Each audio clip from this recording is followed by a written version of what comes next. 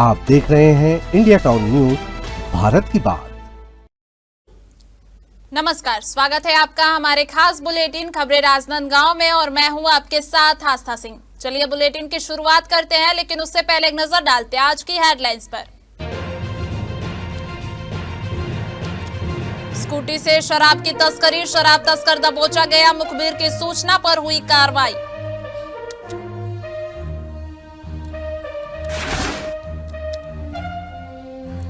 मेरा गांव मेरी धरोहर पर एक दिवसीय प्रशिक्षण, पोर्टल और ऐप की दी गई जानकारी, 2 पालियों में हुआ प्रशिक्षण।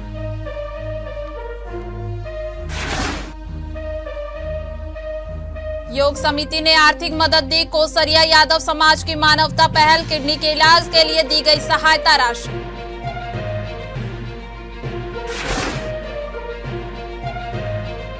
ग्रीष्म में निर्बाध जल आपूर्ति के लिए बैठक, निगम आयुक्त ने जल आपूर्ति योजना बनाई, वॉल्वमैन और पंप ऑपरेटरों को दिए गए दिशा निर्देश।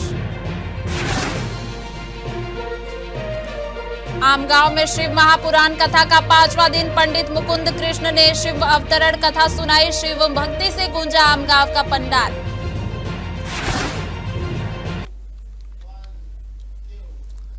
चलिए खबरों की शुरुआत करते हैं। राजनांदगांव भाजपा कार्यालय में स्कूल शिक्षा मंत्री एवं जिले के प्रभारी मंत्री गजेंद्र यादव ने वीबीजी रामजी जन जागरण अभियान को लेकर पत्रकारों से विस्तृत चर्चा की। प्रेस कॉन्फ्रेंस में उनके साथ प्रदेश प्रवक्ता शताब्दी पांडे भी मौजूद रहीं।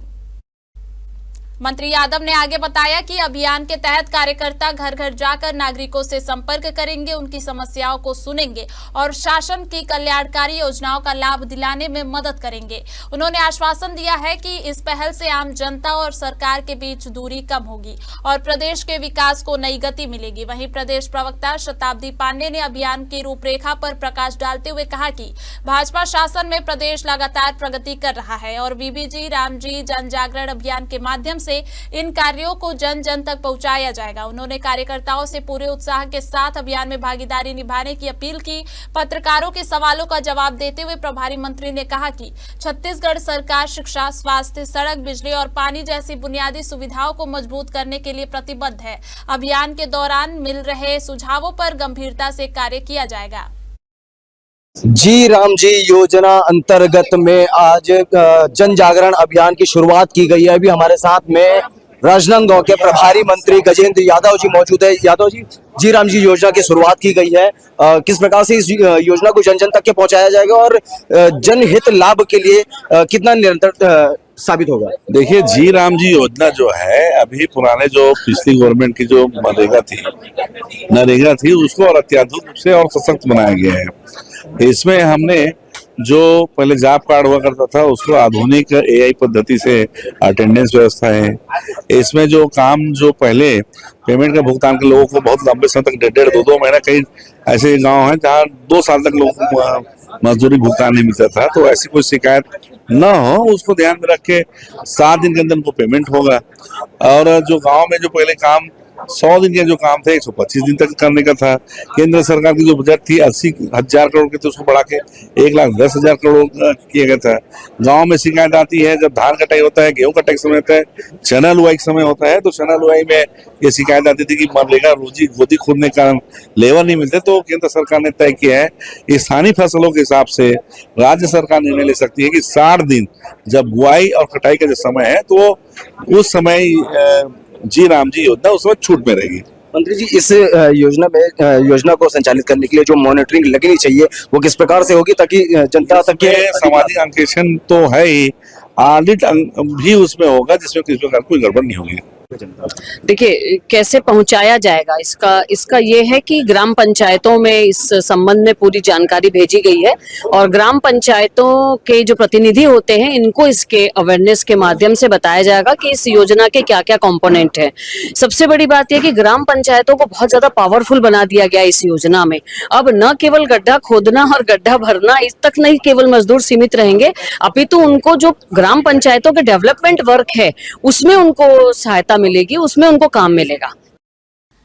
छुईखदान से है, जहां छुईखदान योग समिति के प्रमुख सदस्य एवं छुईखदान के समीपस्थ ग्राम श्यामपुर निवासी सूरज यादव किडनी खराब होने के कारण गंभीर रूप से अस्वस्थ चल रहे हैं। उनकी आर्थिक स्थिति इतनी मजबूत नहीं थी कि परिजन उनका समुचित इलाज करा सके। इसी को ध्यान में रखते हुए कोसरिया यादव समाज सर्कल द्वारा मानवीय पहल करते हुए पीड़ित के इलाज के लिए सहयोग राशि प्रदान की गई है। छुईखदान सर्कल के यादव समाज के भाइयों द्वारा 30,100 रुपए की आर्थिक सहायता राशि सूरज यादव के निवास स्थान पहुंचकर सौंपी गई। इस अवसर पर सर्कल के अध्यक्ष शंकर राम यादव ने सर्कल के संरक्षक दशरथ यादव, सियाराम यादव, गरीब यादव और उपाध्यक्ष भागचंद यादव, कोषाध्यक्ष रामकृष्ण यादव और जिला अध्यक्ष ईश्वर यादव सहित सभी सहयोगकर्ताओं के प्रति विशेष आभार व्यक्त किया। चूरिया विकासखंड के ग्राम मेटीपाड़, साल्हेटोला, आतरगांव और मुंजा कला में आयोजित मानस सम्मेलन का समापन समारोह संपन्न हुआ। कार्यक्रम के मुख्य अतिथि संजय कुमार सिन्हा रहे। इस अवसर पर जिला पंचायत सभापति वीरम मंडावी और खिलेश्वर साहू सहित कई गणमान्य उपस्थित रहे। कार्यक्रम को संबोधित करते हुए संजय सिन्हा ने कहा कि रामायण केवल एक धार्मिक ग्रंथ नहीं बल्कि यह मानव जीवन को सही दिशा दिखाने वाला महान आदर्श ग्रंथ है। संजय सिन्हा ने रामायण की कथा का संक्षिप्त परिचय दिया। वहीं जिला पंचायत सदस्य वीरम मंडावी ने कहा कि रामायण हमें कठिन परिस्थितियों में भी धर्म, सत्य और कर्तव्य का पालन करने की सीख देती है। उन्होंने कहा कि आज के जीवन में भी रामायण के आदर्श हमें श्रेष्ठ मानव बनने की प्रेरणा देते हैं।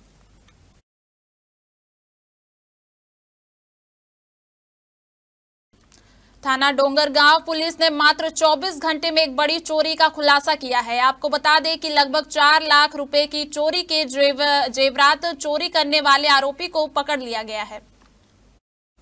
घटना 3 जनवरी 2026 की है। प्रार्थी ने बताया कि अज्ञात चोर उसके घर में घुसकर लॉकर तोड़कर सोने के जेवरात चोरी कर ले गया। सूचना मिलते ही पुलिस अधीक्षक अंकिता शर्मा के निर्देशन में थाना डोंगरगांव की टीम ने तुरंत कार्रवाई शुरू की। पुलिस ने घटनास्थल का निरीक्षण किया, आसपास के लोगों से पूछताछ की और सीसीटीवी फुटेज खंगाले। पूछताछ में आरोपियों ने चोरी करना स्वीकार किया, जिसके बाद पुलिस ने उनके कब्जे से चोरी के सभी जेवरात, हथियार और औजार जब्त कर लिए।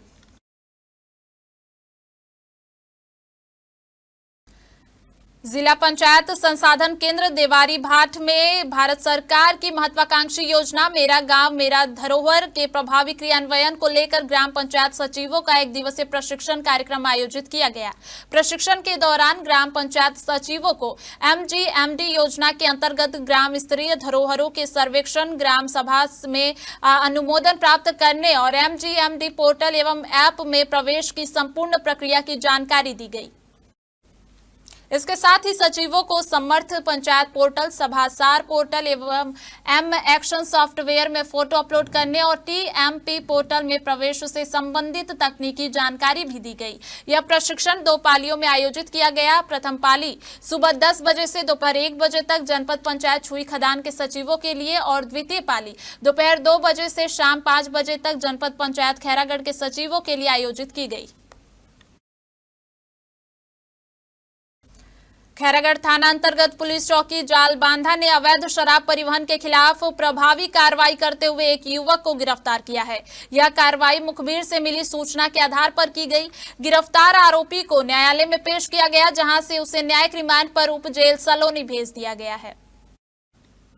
दरअसल पुलिस को सूचना मिली थी कि एक युवक स्कूटी से भारी मात्रा में अवैध शराब लेकर जा रहा है। सूचना मिलते ही पुलिस टीम ने ग्राम जालबांधा में घेराबंदी कर रेड कार्रवाई की। इस दौरान स्कूटी सवार युवक को रोककर पूछताछ की गई। पूछताछ में युवक ने अपना नाम जयप्रकाश यदु बताया। तलाशी लेने पर जुपिटर स्कूटी की डिग्गी से अवैध शराब बरामद की गई। छत्तीसगढ़ की राजनीति से जुड़ी एक अहम खबर। जिला कांग्रेस कमेटी अध्यक्ष बनने के बाद विपिन यादव ने अखिल भारतीय कांग्रेस कमेटी के महासचिव एवं छत्तीसगढ़ के पूर्व मुख्यमंत्री भूपेश बघेल से मुलाकात की। चूरिया से जिला कांग्रेस कमेटी अध्यक्ष विपिन यादव, कांग्रेस प्रवक्ता राहुल तिवारी और शकील कुरैशी ने भिलाई 3 स्थित पूर्व मुख्यमंत्री भूपेश बघेल के निवास पर पहुंचकर पूर्व मुख्यमंत्री से मुलाकात की।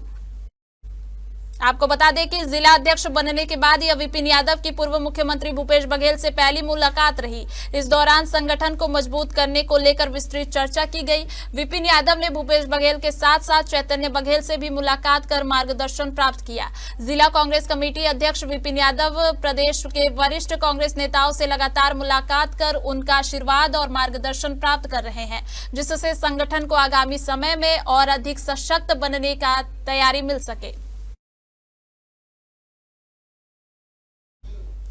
वक्त हो चुका है एक छोटे से ब्रेक का। बने रहिए इंडिया टाउन न्यूज के साथ। कभी कभी चेहरे का छुपा दर्द दुनिया नहीं देख पाती है। दाग, मुहासे, झाइयां सब आपके आत्मविश्वास को कम कर देता है, पर अब नहीं, क्योंकि Rukhsana glow and fair face pack जो दे आपकी स्किन को वो प्यार जो सिर्फ प्रकृति दे सकती है। हर लेयर को साफ करे, हर दाग को करे हल्का और आपकी मुस्कान फिर से लौटाए। Because you deserve to glow naturally. Rukhsana herbal beauty product Amazon, Meesho और फ्लिपकार्ट में भी उपलब्ध। कभी अमीन मोटर्स उड़ान ई रिक्शा छत्तीसगढ़ का नंबर 1 ई रिक्शा शोरूम, जहां आपको सभी प्रकार के ई रिक्शा के वैरायटीज उपलब्ध मिलेंगे। हमारा ई रिक्शा काफी मजबूत है और ये सालों साल चलता है, तो आज ही घर ले आइए आरटीओ इंश्योरेंस के साथ। हमारा पता है आमीन मोटर्स, प्यारेलाल चौक, जीई रोड, न्यायालय के पास, राजनांदगांव। 9827174038 7724047008। बैगाटोला, नवागांव और ग्राम इंदावानी के किसान बड़ी संख्या में राजनांदगांव के जिला कार्यालय पहुंचे। किसानों ने परमलकसा से खरसिया तक रेल लाइन विस्तार परियोजना को लेकर अपनी चिंता व्यक्त की और इसका विरोध करते हुए ज्ञापन सौंपा। किसानों का कहना है कि उनकी जमीन बिना उनकी अनुमति और जानकारी के नाप जोख कर चिन्हित की गई, जो पूरी तरह से गलत है। उन्होंने स्पष्ट किया है कि किसी भी हालत में उनकी जमीन रेलवे को नहीं दी जाएगी। किसानों का आरोप है कि रेलवे के अधिकारियों द्वारा उनकी जमीन का नाप जोख किया गया, लेकिन उन्हें इस प्रक्रिया के बारे में कोई जानकारी नहीं दी गई। आपको बता दें कि परमलकसा से खरसिया तक एक नई रेल लाइन परियोजना को मंजूरी मिली है, जो खरसिया, नया रायपुर, परमलकसा मार्ग से होकर गुजरेगी, जिसका उद्देश्य मुंबई हावड़ा मार्ग पर भीड़ कम करना और छत्तीसगढ़ की रेल कनेक्टिविटी को बेहतर बनाना है। रेल लाइन जो बीच रहा है उसके विरोध में मूल रूप से 3 गांव के किसान, नवागांव के 38 किसान, बैगाटोला के 114 किसान और इंदावानी के 135 किसान के ज़मीन प्रभावित हो रहे हैं। और उन गांव के तीनों गांव के किसान आए हैं कि इस रेल लाइन का मूल रूप से विरोध करना है।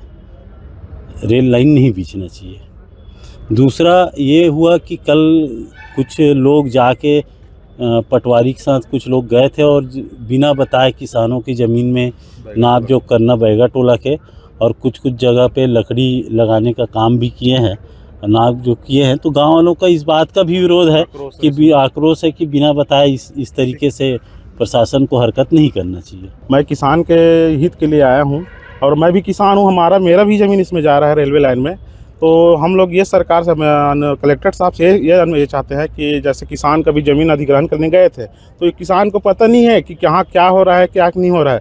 वो जाके अपने यहाँ जाके खूटा गड़िया रहा है, कुछ भी कर रहा है। बैगाटोला में भी चल रहा है अभी सर्वे, नवागांव चल रहा है सर्वे, हमारे गाँव बचा है सर्वे। तो इसी कारण से आंदोलन के लिए इस कारण से आए कि पहले अब गांव का चालू हो चुका है, उसको हम हमारे गांव तक रोकना है, उसको सीमित करना है ताकि हमारे गांव तक आगे बढ़ ना सके। पहले बताए, पहले किसान से संपर्क करें, बैठे क्या कर रहे हैं क्या नहीं कर रहे हैं, किसी के भी ज़मीन में कुछ भी गड़ा के जा रहे हैं। तो एक कलेक्टर साहब से इतना है कि हमारे ज़मीन को हम किसान से पूछ कर जो कार्य कर रहे हैं उसको करें। राजनांदगांव जिले के ग्राम आमगांव कुमरदा में आयोजित शिव महापुराण कथा के 5वें दिन अंतर्राष्ट्रीय ख्याति प्राप्त कथावाचक पंडित मुकुंद कृष्ण ने अंधक जन्म कथा और भगवान शिव के अवतरण प्रसंग का भावपूर्ण वर्णन किया। पंडाल हर हर महादेव के जय घोष से गूंज उठा और श्रद्धालु भक्ति में लीन रहे। प्रदेश पंचायत सह संयोजक एवं जिला पंचायत पूर्व अध्यक्ष गीता घासी साहू विशेष अतिथि के रूप में शामिल हुई और व्यासपीठ से पंडित मुकुंद कृष्ण से आशीर्वाद लिया। उन्होंने आयोजन की सफलता पर आयोजकों और ग्रामवासियों को बधाई दी। बता दें कि कथा का प्रतिदिन दोपहर 2 बजे से 4 बजे तक ईश्वर टीवी पर सीधा प्रसारण किया जा रहा है, जिससे दूर दराज के श्रद्धालु भी लाभान्वित हो रहे हैं। आयोजन को सफल बनाने में ग्रामवासियों और स्थानीय कार्यकर्ताओं की सराहनीय भूमिका देखी जा रही है। आगामी ग्रीष्म ऋतु में सुचारू पेयजल आपूर्ति सुनिश्चित करने के लिए निगम आयुक्त अतुल विश्वकर्मा ने जल विभाग के तकनीकी अधिकारियों, वॉल्वमैन और पंप ऑपरेटरों के साथ बैठक की और आवश्यक दिशा निर्देश दिए। आयुक्त ने सभी अधिकारियों और कर्मचारियों से कहा है कि वे ग्रीष्म ऋतु से पहले कार्य योजना बनाकर वार्डों के सभी क्षेत्रों में निर्बाध पेयजल आपूर्ति सुनिश्चित करें। इसके अलावा आयुक्त ने वॉल्वमैन को दिशा निर्देश दिया कि टंकी पूरी भरने पर ही वॉल्व चालू करें और पाइपलाइन एवं संबंधित क्षेत्र का निरीक्षण करें। उन्होंने पंप ऑपरेटरों को भी कहा है कि पंप में किसी प्रकार की समस्या आने पर तुरंत संबंधित अधिकारियों से संपर्क करें और मरम्मत कराएं। साथ ही इस दौरान तकनीकी अधिकारियों को दिशा निर्देश दिए गए कि वे अपने अपने वार्डों में निर्माण कार्यों के साथ साथ पेयजल आपूर्ति, पाइपलाइन लीक और टंकी भरने का नियमित निरीक्षण करें। राजनांदगांव पुलिस ने जिले के सभी ग्रामीण इलाकों में पुलिस और जनता के बीच संवाद बढ़ाने के लिए चलित थाना संवाद अभियान की शुरुआत की है। यह अभियान पुलिस अधीक्षक अंकिता शर्मा के मार्गदर्शन में चलाया जा रहा है। इस अभियान का मुख्य उद्देश्य ग्रामीण इलाकों में पुलिस और लोगों के बीच विश्वास और संपर्क बढ़ाना है। इसके तहत पुलिस अधिकारी और कर्मचारी गांव-गांव जाकर सीधे ग्रामीणों से बात करेंगे और उनकी समस्याएं सुनेंगे। अभियान के खास उद्देश्य गांवों में होने वाली विवादों का तुरंत समाधान करना, अवैध गतिविधियों जैसे जुआ, सट्टा और अवैध शराब के बारे में जानकारी जुटाना, 14 से 18 साल के किशोर जो अपराध की ओर बढ़ रहे हैं उनकी पहचान कर रोकथाम करना, स्कूलों में से संपर्क कर ऐसे बच्चों के बारे में जानकारी लेना और उन्हें सही मार्गदर्शन देना और साथ ही ग्रामीणों को साइबर अपराध और यातायात नियमों के प्रति जागरूक करना है।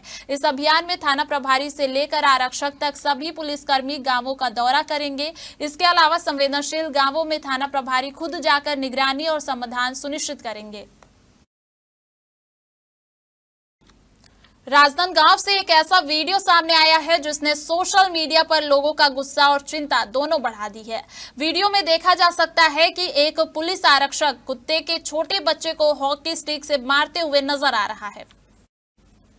वीडियो के वायरल होते ही पशु प्रेमियों और आम जनता में आक्रोश फैल गया है। लोग इसे गंभीर पशु क्रूरता का मामला बताते हुए पुलिस प्रशासन से आरोपी आरक्षक के खिलाफ कड़ी कार्रवाई की मांग कर रहे हैं। पशु अधिकार समर्थकों और सोशल मीडिया उपयोगकर्ताओं ने सरकार, पुलिस विभाग और राज्य पशु कल्याण बोर्ड से अपील की है कि इस मामले में तुरंत FIR दर्ज की जाए और जिम्मेदार अधिकारी के खिलाफ सख्त कदम उठाए जाए। पशु प्रेमियों का कहना है कि यह घटना स्पष्ट रूप से पशु क्रूरता निवारण अधिनियम के तहत अपराध के दायरे में आती है और ऐसे कृत्यों को बर्दाश्त नहीं किया जाना चाहिए। मैं खड़े हुई, मैं बस अपना फोन निकाली। मैं इसलिए निकाली अपने सेल्फ डिफेंस में कि वो लड़के का फोन छीन रहा था। तो लड़के के हाथ से एक आदमी फोन छीन सकता है मगर लड़की के हाथ से नहीं छीन सकता। तो मैं बस अपना फोन निकाली, उसने मेरे हाथ को इतने जोर से खींचा, मेरा फोन छीना। मेरी पर्सनल चीज है, मेरी फोन कोई नहीं छीन सकता, किसी की पर्सनल चीज। उसने मेरा फोन छीना है बहुत जोर से। कहाँ पर की क्या घटना हुई है? ये सामने हम लोग रोड में खड़े थे और भैया हम लोग को बताया ऐसा ऐसा हुआ है। तो हम लोग आए, क्योंकि हम लोग करते हैं सेवा, तो हम लोग आए। मगर हम लोग सिर्फ वो भैया का फ़ोन मत ले करके, मैं भैया का फ़ोन पकड़ रही थी कि उनका मत लेना। मैं अपना फ़ोन निकाली, उसने मेरे हाथ से इतने ज़ोर से फ़ोन खींचा है, मेरा पूरा हाथ पकड़ के। मेरा फ़ोन खींच रहा है, मेरा हाथ पकड़ रहा है। ये सब गलत है, ऐसा नहीं करना चाहिए। और लड़की के साथ करे तो लड़के के साथ तो कुछ भी कर सकते हैं। और घास है भैया, फिर पुलिस वाले हैं करके घास दे रहे तो क्या कर सकते हैं। एक तो नेतागिरी चल रही है, एक तो ये चलता है और कुछ नहीं। जिला दिव्यांग संघ ने हाल ही में राजनांदगांव कलेक्टर को ज्ञापन सौंपकर सहायक शिक्षक विकास लाटा के खिलाफ शिकायत दर्ज कराई है। आरोप है कि विकास लाटा नामक शिक्षक के पास 2 अलग-अलग दिव्यांगता प्रमाण पत्र है, जबकि वह वास्तविक रूप से दिव्यांग नहीं है। जिला दिव्यांग संघ के अनुसार विकास लाटा वास्तव में दिव्यांग नहीं है, लेकिन उसने झूठे दस्तावेज का इस्तेमाल कर सरकारी नौकरी हासिल की है। संघ ने इस मामले में कई बार शिकायत दी, लेकिन जिला कलेक्टर और जिला शिक्षा अधिकारी प्रवास सिंह बघेल की ओर से अब तक कोई कार्रवाई नहीं की गई। ज्ञापन में जिला दिव्यांग संघ ने मांग की है कि इस मामले की गंभीरता से जांच की जाए और अगर आरोप सही पाए जाते हैं तो विकास लाटा को नौकरी से बर्खास्त किया जाए। कमिश्नर में करो, कमिश्नर में रेवेन्यू बोर्ड जाओ, वहाँ से और तुम्हारे सुधार नहीं होता रकबा वगैरह का, फिर हाई कोर्ट जाओ, हाई कोर्ट में भी तुम्हारे कुछ नहीं होता, सुप्रीम कोर्ट जाओ। ऐसे ही करते करते आज जनता, किसान, विकलांग आज परेशान है। कोई काम के नहीं रहेगा ये वो प्रशासनिक अधिकारी लोग। राष्ट्रीय सड़क सुरक्षा माह के 5वें दिन राजनांदगांव पुलिस ने शहर के विभिन्न शिक्षण संस्थानों में व्यापक सड़क सुरक्षा जागरूकता अभियान चलाया। अभियान का नेतृत्व एसपी अंकिता शर्मा के निर्देशन में किया गया। इस जागरूकता कार्यक्रम से लगभग 1000 शिक्षक और विद्यार्थी लाभान्वित हुए। यातायात पुलिस की टीम ने नीरज वाजपेयी इंटरनेशनल स्कूल, बोरी Wesleyan school, municipal school, Pyarelal school, state school और अशोका इंजीनियरिंग कॉलेज में विद्यार्थियों और शिक्षकों को सड़क सुरक्षा के नियमों और उनके पालन के महत्व के बारे में जानकारी दी। अभियान के दौरान सड़क दुर्घटनाओं के दुष्परिणामों और आवश्यक सावधानियों पर भी प्रकाश डाला गया। इस मौके पर पुलिस ने बताया कि यातायात रथ और अन्य कार्यक्रमों के माध्यम से सड़क सुरक्षा जागरूकता अभियान लगातार जारी रहेगा। मोहल्ला मानपुर जिला पुलिस को एक बड़ी सफलता मिली है। जिले के एक समय के अति नक्सल प्रभावित क्षेत्र के जंगलों से सुरक्षा बलों ने नक्सलियों द्वारा डंप की गई बम बनाने की सामग्री बरामद की है। यह कार्रवाई नक्सल विरोधी अभियान के तहत की गई है। मोहल्ला थाना क्षेत्र अंतर्गत डीआरजी और आईटीबीपी के संयुक्त टीम ने एसआईबी से मिले इनपुट के आधार पर परवीडीह जंगल में सर्च ऑपरेशन चलाया। इस दौरान नक्सलियों द्वारा छिपाकर रखी गई क्लेमोर और पाइप बम बनाने में इस्तेमाल होने वाली सामग्री बरामद की गई। बरामद सामग्री में क्लेमोर बम बनाने के लिए इस्तेमाल किए जाने वाले पुराने 11 पाइप शामिल है। इसके अलावा मौके से कुछ जला हुआ बारूद और जले हुए डेटोनेटर भी मिले हैं, जो तेंदुपत्ता सीजन के दौरान लगी आग में जलकर नष्ट हो गए थे। सुरक्षा बलों के अनुसार यह सामग्री किसी बड़ी नक्सली साजिश का हिस्सा हो सकती थी। फिलहाल इलाके में सर्च ऑपरेशन और तेज कर दिया गया है। पुलिस का कहना है कि नक्सलियों के मंसूबों को नाकाम करने के लिए लगातार अभियान जारी रहेगा।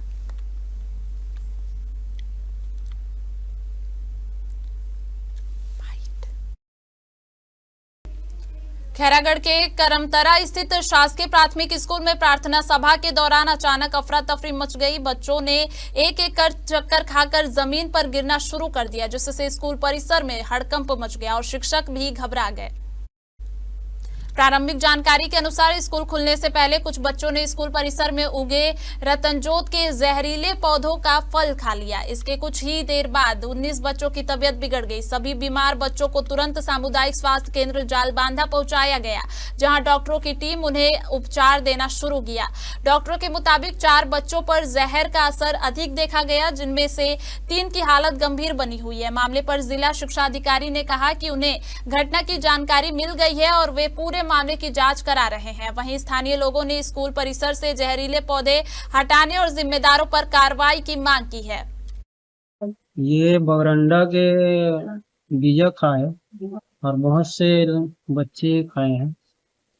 तो मैं खेत से आया, खेत गया था और फोन लगाया सर ने, यहाँ पे बच्चे बगरंडा खाली है करके। तो मैं गया तो सीधा ही वहीं हॉस्पिटल गया स्कूल में। हाँ, फिर वहाँ स्कूल गया। स्कूल से मैं इसको पकड़ के जालबंधा गया। कहा बोली जालबंधा में? जालबंधा में बोली कि ठीक हो जाएगा करके। स्कूल गए थे वहाँ करम जो था है जालबंधा ले गया। जालबंधा से रिफर कर खड़ा कर स्कूल जाए बात खाई से। हाँ।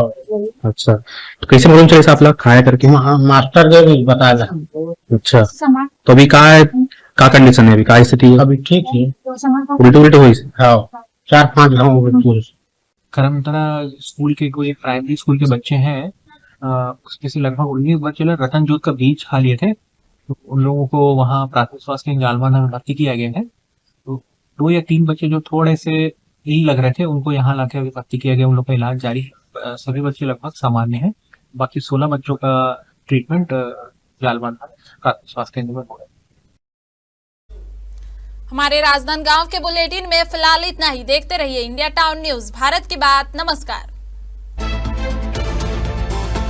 आप देख रहे हैं इंडिया टाउन न्यूज, भारत की बात।